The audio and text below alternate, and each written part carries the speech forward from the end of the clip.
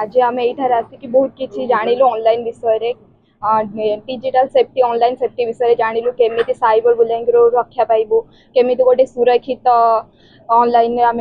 कार्य केमी कौन केमी ऑनलाइन विपद रक्षा पाइपर से विषय आम जानलु बहुत किसी शिखिलु। आज आम ये थाना को आसलु ऑनलाइन क्राइम साइबर क्राइम जमी होची आजिकल टीनेजर पिला माने बहुत फसी जाऊे तो ये आमको बहुत शिखा मिलला कि आम ऑनलाइन केमी सदुपयोग करूँ आमी आम ये सब क्राइम रु बचबू। तो आज आम सब शिखिलु आम थाना भी बुलिक देखिलु तो बहुत भल लगे। आली थाना को आसी आज आम डिजिटल ट्रेनिंग विषय जानापी किशोरी बालिका आज बहुत किसी से माने साइबर क्राइम रु केमी रक्षा पाइबे से विषय आम शिखिलु ये आली थाना आसिकी आउ सार आईआईसी सार आमको बहुत किसी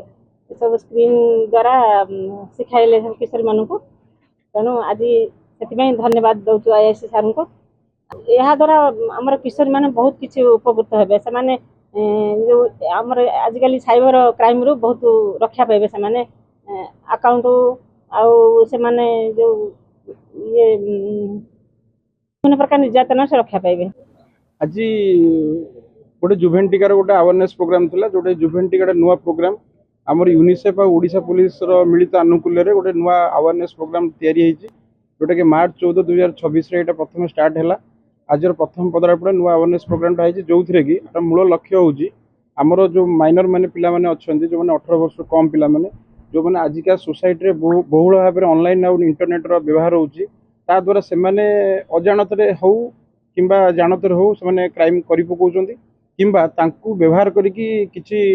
मंद उद्देश्य करुवा लोक मैंने द्वारा क्राइम कराउछंती तेणु जहाँ द्वारा सोसाइटी रे ऑनलाइन क्राइम टा बढ़ुची तेणु यहाँ हूँ गोटे मध्यम जो थे पुलिस गार्डियन आमर अंगनवाड़ी दीदी माने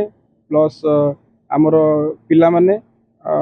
गार्डियन माने आउ आपण मान मीडिया बंधु मानक नहीं ये प्रोग्राम टी होची केवल सचेतन करने आगू आहरी भी एमती सचेतनता कार्यक्रम बढ़िबो एभली जारी रहिबो ओडिशा पुलिस तरफ।